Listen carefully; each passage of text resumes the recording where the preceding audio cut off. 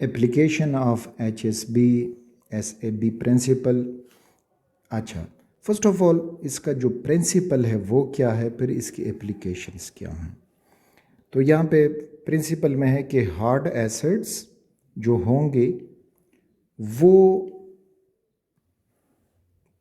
Prefer करेंगे hard base के साथ कंबाइन होना, और जो सॉफ्ट एसिड हैं वो प्रेफर करेंगे सॉफ्ट बेसिस के साथ कंबाइन होना। हार्ड एसिड ये होता है मोर इलेक्ट्रोफिलिक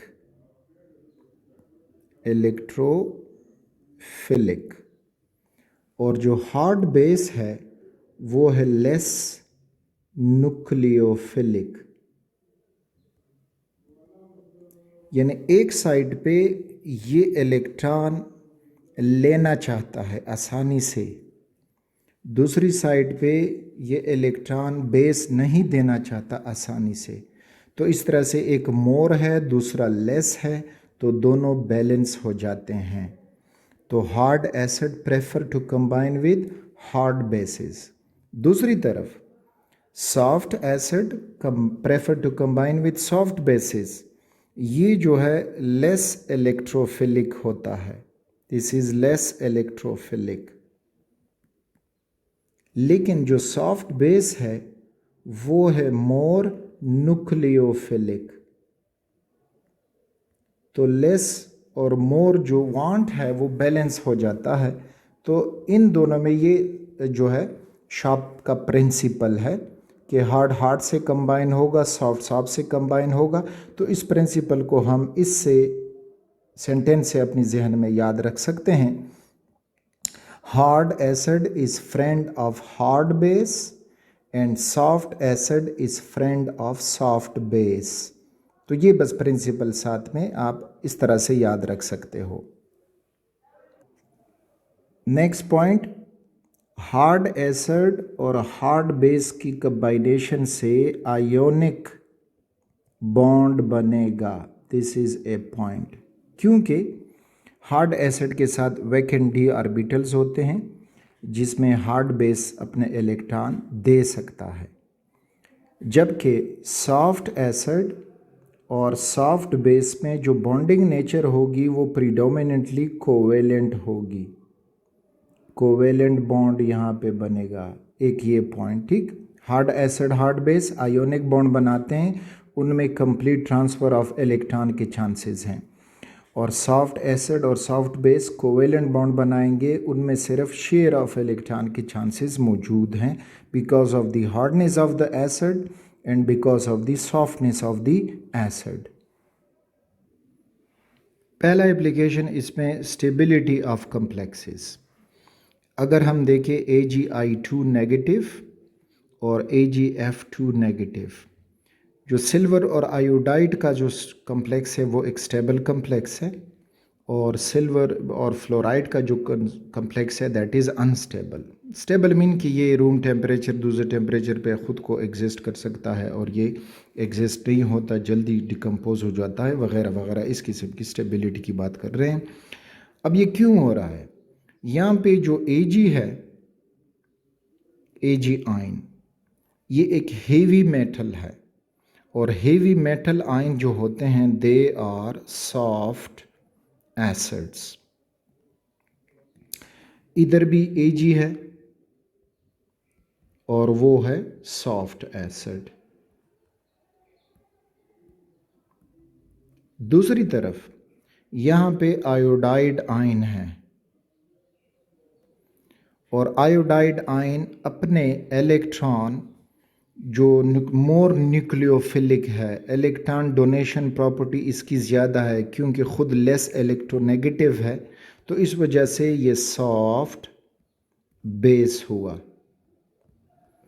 और इस साइड पे जब हम फ्लोराइड आयन देखते हैं तो ये फ्लोरीन मोर इलेक्ट्रोनेगेटिव है, तो ये है एक हार्ड बेस क्योंकि ये आसानी से अपने इलेक्ट्रॉन नहीं देना चाहता। तो इस वजह से soft soft कंबाइनेशन is stable and soft hard combination is unstable. तो इस तरह से हमें किसी कम्प्लेक्स की स्टेबिलिटी का पता चलेगा कि कौन सा जो है एक स्टेबल कम्प्लेक्स बनेगा, कौन सा जो है एक अनस्टेबल कम्प्लेक्स बनेगा. Prediction of coordination of ambident ligand. First of all ambident ligand समझते हैं कि ambident ligand खुद होगा यूनिडेंटेट, यानी एक कोऑर्डिनेट कोवेलेंट बॉन्ड बनाएगा, लेकिन उस बॉन्ड के बनाने में वो अपने दो एटम्स, डोनर एटम्स को इस्तेमाल कर सकता है. For example thiocyanide SCN negative, thiocyanide. अब थायोसाइनाइड में ये सल्फ़र को भी एज ए डोनर एटम इस्तेमाल कर सकता है, यानी सल्फ़र कोऑर्डिनेट कोवेलेंट बॉन्ड बना देगा, और साथ में फिर नाइट्रोजन को भी इस्तेमाल कर सकता है एज डोनर एटम. तो इस किस्म के लीगेंड को कहा जाता है एम्बिडेंट लीगेंड. यानी वो एक ही कोऑर्डिनेट कोवेलेंट बॉन्ड बनाएगा, लेकिन कुछ एग्जाम्पल में वो सल्फ़र को इस्तेमाल करके कोऑर्डिनेट कोवेलेंट बॉन्ड बना देगा, और फिर कहीं पे नाइट्रोजन को इस्तेमाल करके कोऑर्डिनेट कोवेलेंट बॉन्ड बनाएगा. दो कोऑर्डिनेट नहीं बनाएगा, एक ही बनाएगा, बिकॉज इट्स यूनिडेंटेट. तो अब इसकी प्रिडिक्शन हम इसी शॉप कंसेप्ट की मदद से कर सकते हैं कि आखिर ऐसा क्यों ये बनाता है. तो इसके एग्जाम्पल की तरफ जाते हैं. अब थायोसायानो का जो एग्जाम्पल है, एक ये है कोबाल्ट, और ये कम्प्लेक्स बना है, दैट इज़ टेट्राथायोसायानो कोबाल्टेट 2. और फिर इसने एक और कम्प्लेक्स बना दिया है पैलेडियम के साथ, दैट इज़ टेट्राथायोसायानो पैलेडियम 6. इस पहले कम्प्लेक्स में cobalt is bonded to nitrogen NCS, यानी linkage is between nitrogen and cobalt. और यहाँ पे दूसरे में palladium is linked two sulphur SCN, यानी the linkage is between sulphur and palladium. तो इस तरह से ये एक एम्बिडेंट लिगेंड हुआ, जिसने अपनी यूनिडेंटेट प्रॉपर्टी को बरकरार रखते हुए दो डिफरेंट एटम्स को कोऑर्डिनेट कोवेलेंट बॉन्ड में इस्तेमाल किया. अब ऐसा ये क्यों हुआ? That is because cobalt 2 positive, और यहाँ पे अगर हम पैलेडियम देखें तो इट हैज़ +6 चार्ज. अब जो लो पॉजिटिव केटाइन हैं, दे आर हार्ड एसिड्स.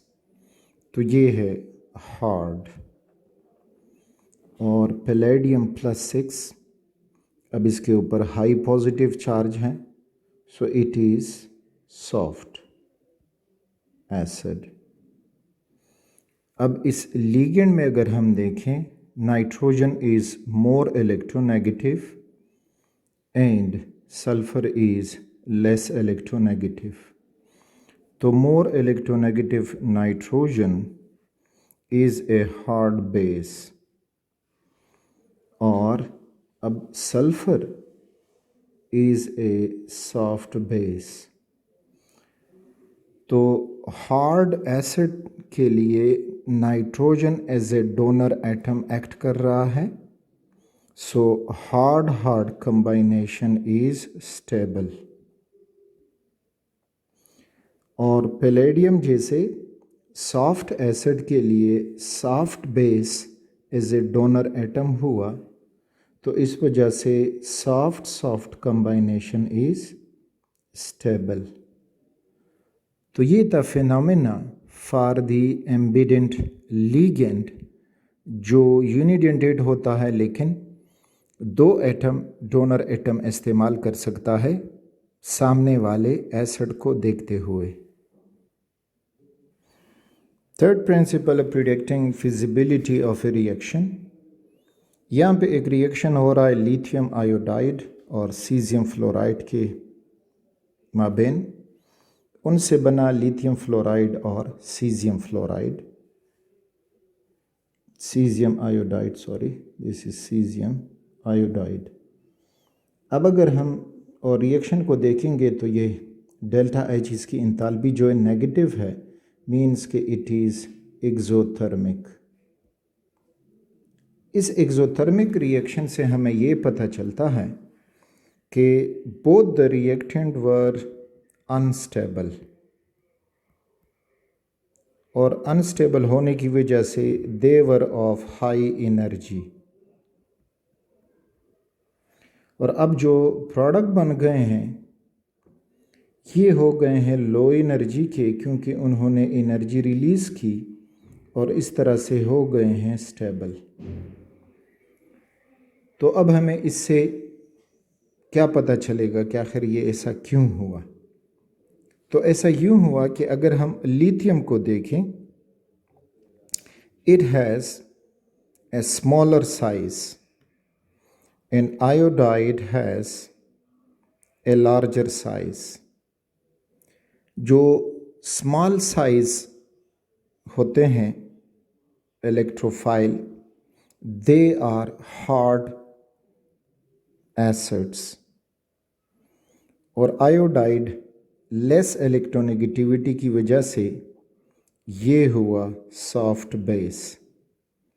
जब हम इधर सीजियम को देखते हैं, so caesium is a larger cation, और लार्जर कैटाइन जो होते हैं दे आर सॉफ्ट एसिड्स, जबकि फ्लोराइड एक मोर इलेक्ट्रोनेगेटिव एटम पे नेगेटिव चार्ज है, so it is a soft base. Sorry, it's a hard base, hard base।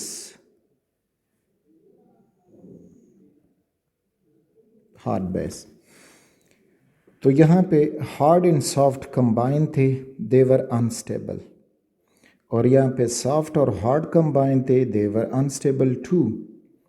तो इस वजह से स्टेबिलिटी हासिल करने के लिए caesium exchange fluoride with iodine and lithium exchange iodide with fluoride। और यहाँ पे अब लिथियम फ्लोराइड जो प्रोडक्ट में बना है, तो अब ये हार्ड कंबाइनेशन है, इट इज़ स्टेबल, और सीजियम आयोडाइड जो है इट इज़ सॉफ्ट कंबाइनेशन है, सो इट इज़ स्टेबल। तो इस तरह से हम एक रिएक्शन को प्रिडिक्ट कर सकते हैं कि आया ये फिजिबल होगा कि फिजिबल नहीं होगा। तो उसमें रिएक्टेंट्स का अंदाज़ा लगाते हैं।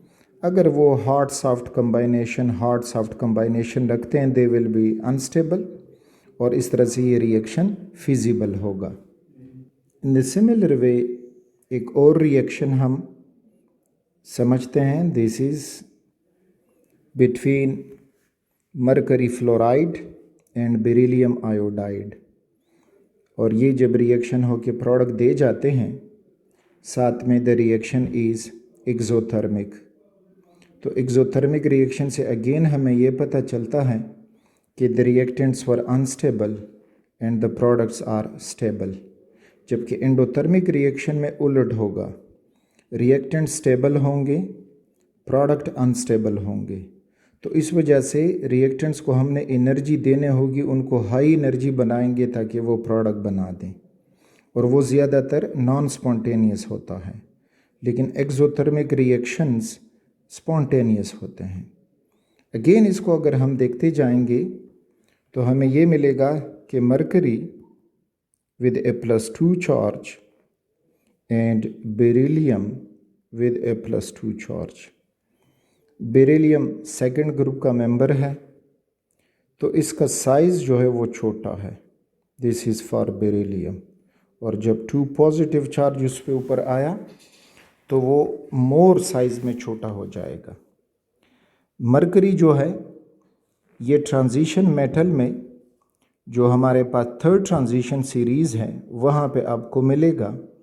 तो डाउन द पीरियोडिक टेबल एक तो ये होगा कि एटॉमिक साइज़ इंक्रीजेस, और +2 चार्ज इस पर भी है, तो चार्ज दोनों पे सेम है, लेकिन चार्ज डेंसिटी में फ़र्क आया। जो मोर चार्ज डेंसिटी रखते हैं, positive charge density, they are hard acids, यानी small size high charge density. और मरकरी लार्ज साइज है, चार्ज डेंसिटी कम हो गई, so it is a soft acid. Again दूसरी तरफ जो मोर इलेक्ट्रोनेगेटिव एटम होते हैं तो वो होते हैं hard basis. This is fluoride जो हार्ड बेस है। यहाँ पे आयोडाइड वो जो है लेस इलेक्ट्रोनेगेटिव है, so it is a soft base.